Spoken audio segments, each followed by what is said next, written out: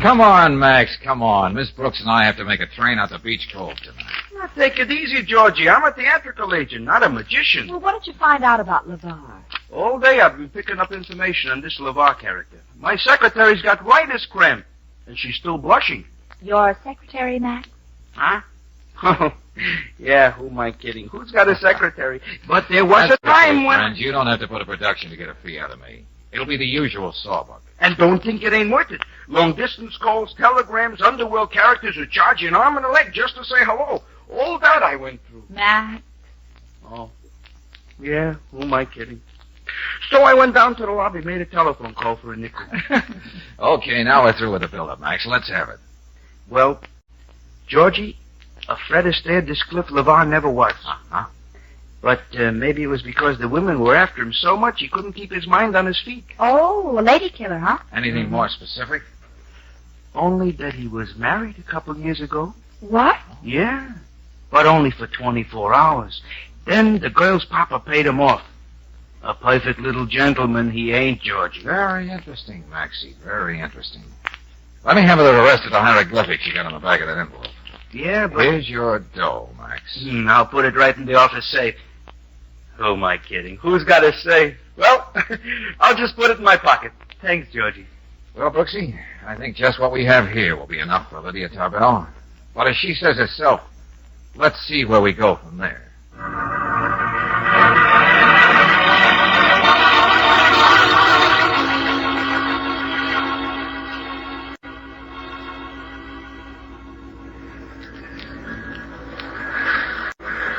Beach Cove, folks. Beach Cove. Well, this is it. Come on, Angel. Okay. Gosh, I hope we can find a cab, George. Can't see a thing in this fog. All aboard. You stay here, Brooksy. I'll talk to the station. Okay, but hurry up. This fog isn't making my cold any better. Wait a minute, you. Huh? You're Valentine, aren't you? Oh, no, shucks. I thought this was one time I wouldn't have to give out autographs. What did you say your name was, Junior? Get out of here, both of you. There's another train back to the city in an hour. You know, I'm sure the Beach Cove Chamber of Commerce isn't going to like this. What do I have to do to convince you people I'm not being funny? Valentine, stay out of my life. I'm warning you. If you come between me and Edie, I'll kill you. A man and his wife should be left alone. Now, that's a nice, brave speech, Clifford. But you'd better get out of my way. I have an appointment with Miss Tarbell. I told you what you'd better do. George! Hey, look, Nijinsky, how would you like an overnight bag right in your face? Put that down, lady. Ouch! Hey, let go of her, LeVar. Valentine, I've been reduced to eavesdropping. I know why Lydia wants you here. She's got this crazy idea that I want to kill Edie, but I'm telling you... I told you to let go of her. Yeah, you would have done better if you brought your dancing shoes along, Buster. I can take care of myself. Everybody thinks I'm just a pretty boy. A pushover. I can take you anytime. Well, okay. Don't hit him again, George. I was mad enough to kill you, Valentine. But that wouldn't have done any good. I realize that now. Just don't make me do anything foolish.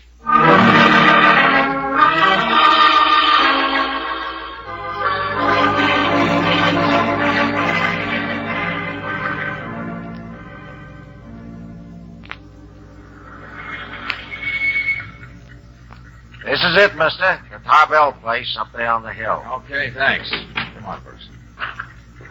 Geez, I can't see anything. Where are we? You'll find it, miss. It's the only house around. I'll take you up there, but there ain't no road. There's just steps. You did fine, friend. Yeah, when you need me, call Main 486. I'm the only cab around here.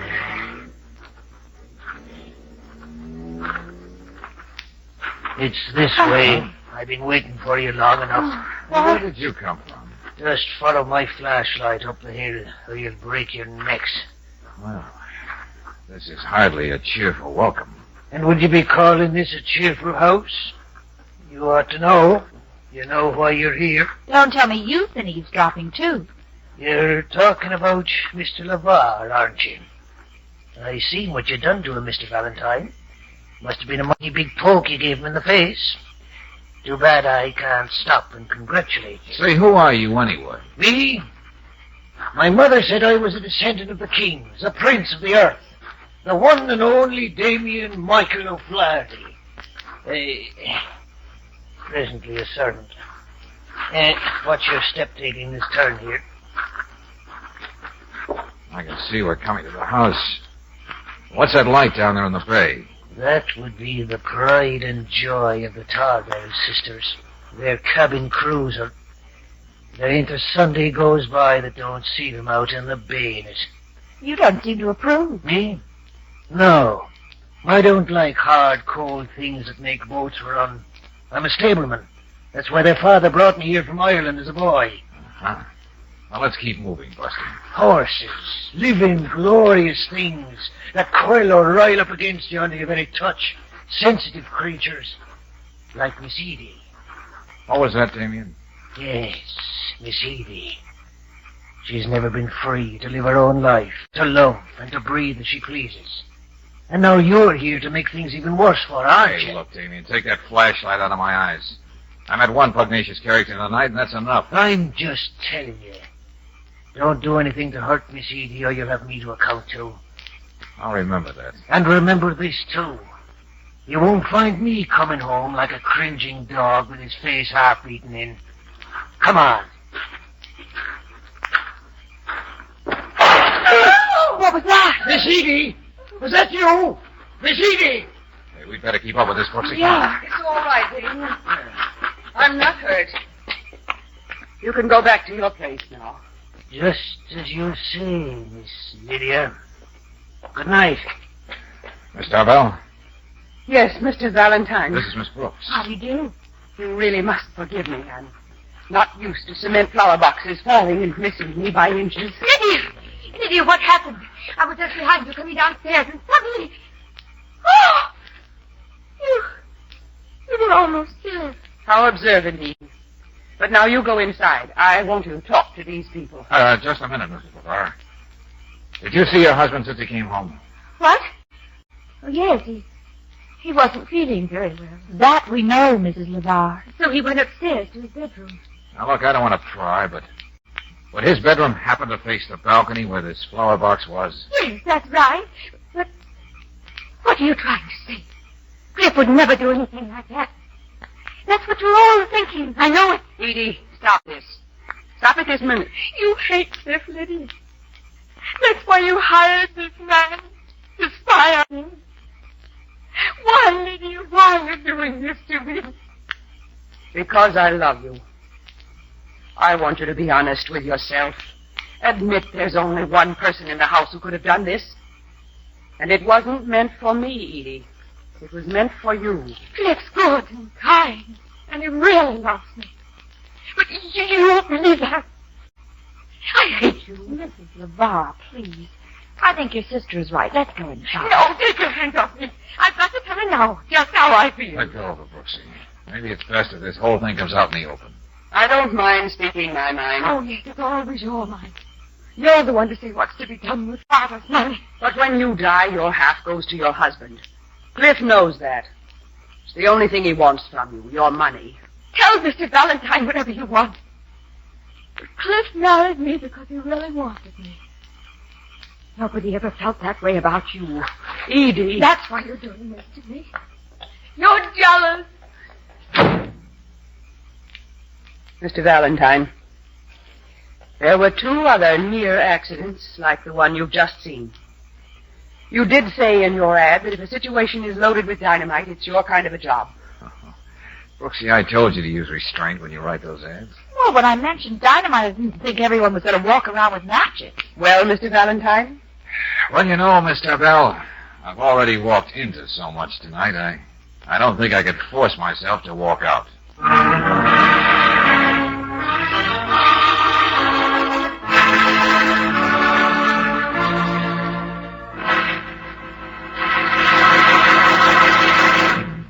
We'll return to tonight's adventure of George Valentine in just a moment. Meanwhile, a word about protection. Suppose you were the sheriff of Yuba County, California. You'd probably put your car at the head of your list of important equipment. You'd find you have a lot of miles to travel every day, and sometimes mighty fast. What kind of protection would you give your car's engine? Why, sure, RPM motor oil. Well, that's exactly the motor oil that Sheriff John R. Dower of Yuba County uses. And here's what Sheriff Dower says, quote, "In my business, I do a terrific amount of driving, and I have to depend upon my car. I use RPM because it lubricates thoroughly, gives longer mileage, and low-cost operation," unquote. So, to really protect your car's expensive engine and to get longer mileage, why not switch to RPM motor oil? Special compounds in this premium quality oil keep your engine cleaner, protect it from internal rust, carbon, lacquer, and corrosion. It adds up to longer car life with fewer repair bills. Better take a few minutes tomorrow for an oil drain and refill with RPM motor oil. Get RPM at standard stations and independent Chevron gas stations where they say and mean, "We take better care of your car."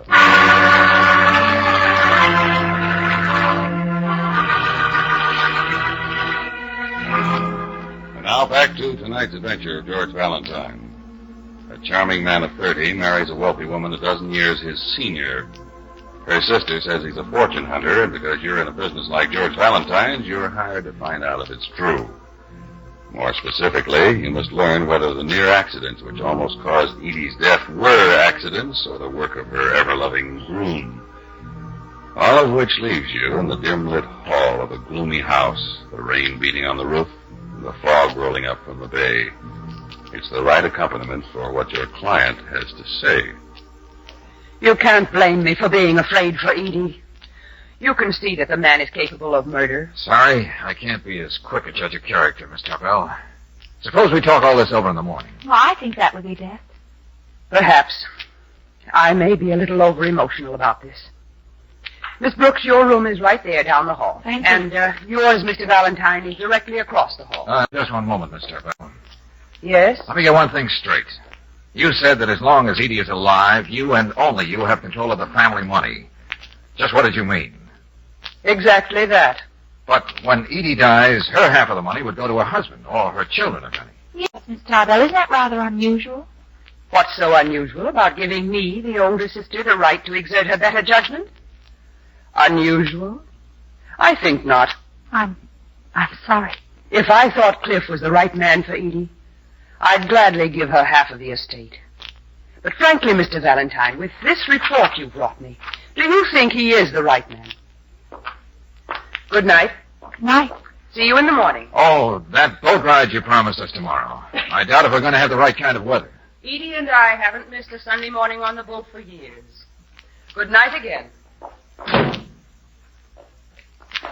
George, hold me close a minute. Oh, hey, what's this all about, Angel? Well, I don't know. Maybe it's just the house. It seems so full of hatred. And the fog and the rain outside. Look, honey, I'll be right across the hall here. There's nothing to worry about. Okay. What have I done with my life?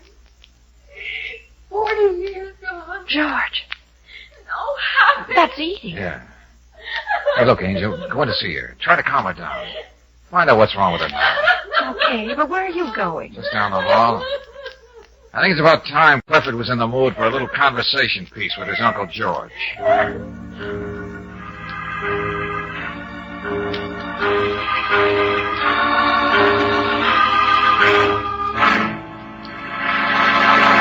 Can't you see I'm packing, Valentine? I'm getting out of here. Nice shirt you have here, Cliff. Monograms, too. Give me that. Okay, Buster, take it easy. Whether you believe it or not, I'm here just to sort of help. How can you change a woman like Lydia? She only believes one thing of me, and that's all. Did you have anything to do with those accidents? No. That flower box tonight? No. You think anything else of me, but I don't go around trying to kill people. I've got to make a train. I gather you've already told Edie. That's why she's there sobbing in her room. She brought this all on herself. She's willing to let Lydia run her life. For me, I can live in a furnished room, be a short order cook. Uh-huh. Aren't you forgetting something, Bud? Lydia and her money. She doesn't trust banks, so she has all that cash, negotiable securities, jewels right here in the house. All right, so she's eccentric. But I still want to talk to you. Lydia's afraid I'll go skulking from room to room, ripping up mattresses, digging up the cellar to find the family fortune. But she doesn't have to worry. I'm on my way. Now, you read that very well. But there's just one little thing you forgot to mention. Get out of my way. That time in Boston, you married a debutante. Get paid off in 24 hours, $25,000 for an annulment. You don't miss a thing, do you, Valentine? Would it help you very much to know I also played hooky from school once? How much do you expect to get from the Edie deal? Nothing. I love Edie. Do you know what it means to a man who spent his life taking from other people to find someone who really needs him? All I have to do is to say her name quietly and her eyes light up. She's happy. Actually beautiful. And you know something? It makes me happy. Happier than I've ever been in my life. You know, I'm almost inclined to believe you. Look, do me a favor, Cliff. What's that? Be around for tomorrow. Lydia's got her heart set on that boat ride. I want you to be along. Is that a request or something I have to do because you know I have a last job? Okay, think of it any way you want. But I hope to see you in the morning. Hey, wait a minute, before you go, Valentine. Yeah? That $25,000 you were talking about. I didn't even keep it overnight. I bet it on the worst horse at the track. Very careless of you. No, I didn't want that kind of money. Money your father's willing to pay because he doesn't think a man's good enough for a decent girl. Have a good night's rest, Cliff. I gotta go now. If I stay, I might begin to like you. Why are you so startled, Miss Tarbell? You've got the right to walk up and down the halls of your own house and listen at keyholes. I don't have the slightest intention of apologizing. Well, I'll tell you the truth. I'm glad you heard what Cliff had to say. I'd like to see what you're going to make of it. Edie, I was just trying to talk to you. I've got to tell Lydia how I feel. If I don't do it tonight, she'll have me under her thumb again tomorrow. Hold on, Edie. But I Just what did you have to say, Edie? He's leaving me because of you. You made this thing happen. You've been out in the rain, and you're hysterical. Yes, I was out in the rain, walking around, trying to think about my own life for a change. Oh, come on back to your room, Edie. You've got to get into bed. We'll talk about everything tomorrow on the boat. How can you talk about boat trips when you've just destroyed the one thing that means more to me than life itself? Maybe after tomorrow things will be different. Now, good night, dear. This is the first time you've kissed me since I married Cliff. Roxanne. Yeah. Come on, Edie. But that kiss isn't going to make up for everything you've done to me. You're planning something right now. I know you. This is an unholy way for two sisters to be acting toward each other. What are you doing here? Making your rounds, Damien? I saw the lights were blazing. That's no more than a good servant should do, but to inquire. Very loyal of you. But there's nothing you can do. Maybe not. But even a servant has the right to speak his mind once in a while, Miss Lydia. Now, look, why don't you get going, friend? Can't you see you're not helping anyone? What makes you think you can put your hands on me, Valentine? I've got something to say, and I'm going to say it. Very well, Damien. Go on. I know I don't look it, but I hate any kind of suffering and pain. Hate it so much that I can even bring myself to put a bullet through a horse's head when I know there's no hope for it. Come on, get to the point. I mean, to spare pain to anyone I love. I can be a brutal man. I hope that's clear to everyone.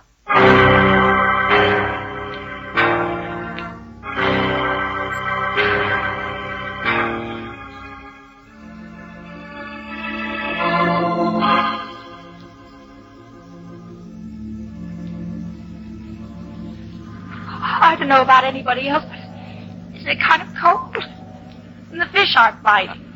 Patience, Brooks. He almost snagged a seagull that time. I don't know why I'm here at all. If it weren't for you, Valentine, right now I'd be on my way to... Please, Lydia always gets what she wants. You make me out a horrible creature, Edie. It's almost a shame that this may be one of the mornings that I won't live up to my reputation. Isn't that so, Mr. Valentine? Well, I won't argue with you, Miss Tarbell. Not this morning. Not after the talk we had last night. I think you can find the right answers for yourself. I'd be more intrigued with all this vague conversation if I could catch just one little teensy sardine instead of pneumonia. If everyone will excuse me, there's something I have to do in the cabin. Something that may make the sun come out before we return to shore. Edie, where are you going? It means everything to us, Cliff. I've got to know what she's up to. Hey, take it easy, Cliff. Sit down. Isn't it a little too optimistic to be fishing without any bait on your hook? What? Oh, I read somewhere sharks bite at anything. What's the matter? Are the ones around here cowards? there's only one shark on this boat. If I weren't a man who knew how to keep his place, I'd be very happy to be more specific. Coffee? Oh, thank you. Well, you're a man of many moods, Damien. You seem to be much calmer this morning. I just wouldn't want anyone to catch his death of cold on a pleasure ride like this. There's no use trying to talk to her. She ordered me out of the cabin as though I were dead under her feet. Now, you sit down here, Miss Edie. I'll put this coat around you so you'll be nice and warm. You don't have to do that. I can take care of Edie. I never doubted that for a moment. What was that? George! The gasoline in the engine room must have exploded. Lydia! She's back there. Lydia! Don't be a fool, Edie. You can't go in there. Come on, give me a hand with this dinghy. Come on, man, work fast. Stop her, George. Stop her. Edie, don't go in there. Can't you see what'll happen to you? She's in there. I've got to save Nobody her. can save her. Nobody can get through those flames. Let go of me! That fancy little extinguisher on the wall is going to help. Give it to me. No. I'm doing all I can. Why don't the flames go down? It's too late, I think. The place is getting worse. Come on, we're getting out of here if I have to carry you. Give me that extinguisher. You don't understand. Hurry, Valentine. I've got the dinghy ready to take us off. Hurry!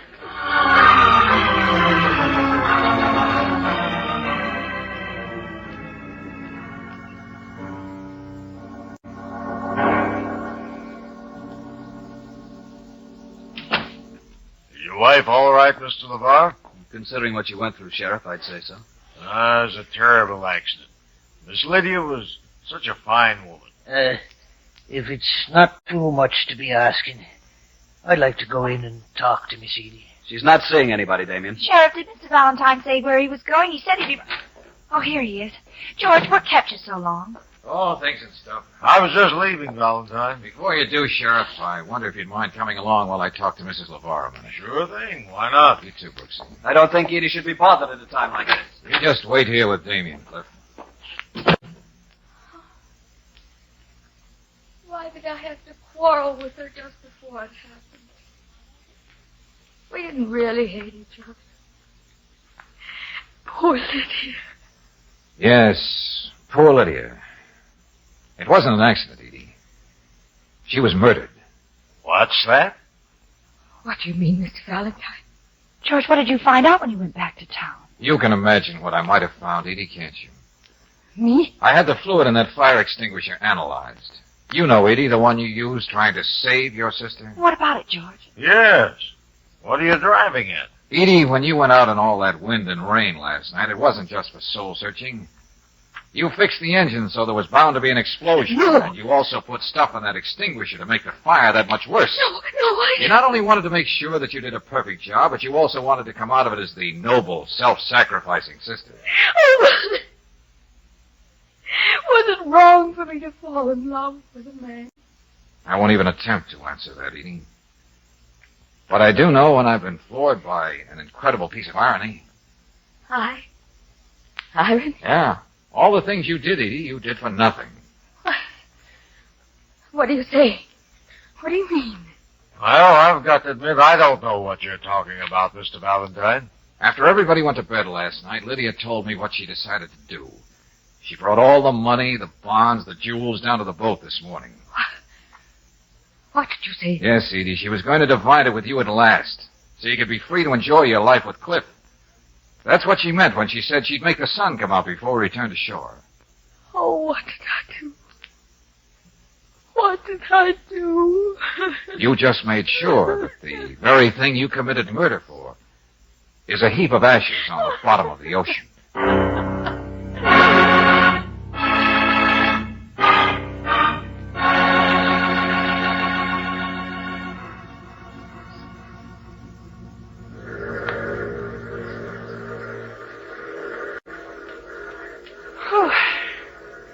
Oh, I'll sure be glad to get back to town, George. Hey, I can hardly see you in this fog. Yeah. Well, at least the train seems to be on time. You know, I could never quite make myself believe Cliff really loved Edie. Oh, but he did, Brooks, he did. And when Lydia overheard what he said to me in his room last night, well, that convinced her. Golly. When you think of it, all those accidents. Uh-huh. It was Edie who made them happen, and it was Lydia who was in danger. Well, that's what struck me right from the beginning. Whenever things happened, both sisters were around. I asked myself, why take it for granted Edie was meant to be the victim? Darling, I'm going to love being the mother of Quiz kids. You know, I think I'm going to kiss you. In fact, I made up my mind. Why, Brooks? Yeah, it's lucky you're smoking a cigarette or I wouldn't be able to see you. Oh, darling. Well, gee, thanks, lady. That was swell. Too bad I gotta catch a train. What? Well, I meant to tell you, Angel, I wasn't smoking.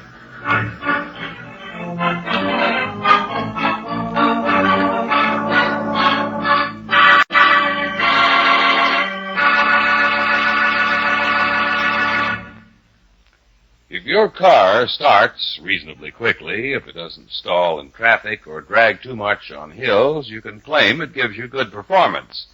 But to get command performance out of your car, get Chevron Supreme gasoline. Special blending agents in this high-octane gasoline command fast starts every time you use the starter. Command smooth acceleration, speedy pickup. Command the extra power that makes your car great on hills. And with Chevron Supreme in the tank, you can be sure of command performance from your car wherever you drive. For this premium quality fuel is climate-tailored, specially adapted to each different altitude zone and temperature. Try a tankful tomorrow. You'll like the command performance Chevron Supreme puts in your car. Ask for Chevron Supreme at independent Chevron gas stations and at standard stations, where they say and mean, we take better care of your car.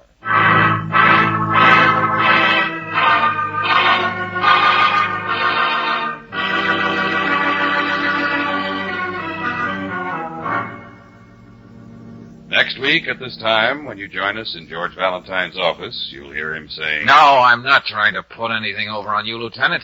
There's no dagger in Forrester's chest. Of course there isn't, George. But one of us killed him. What?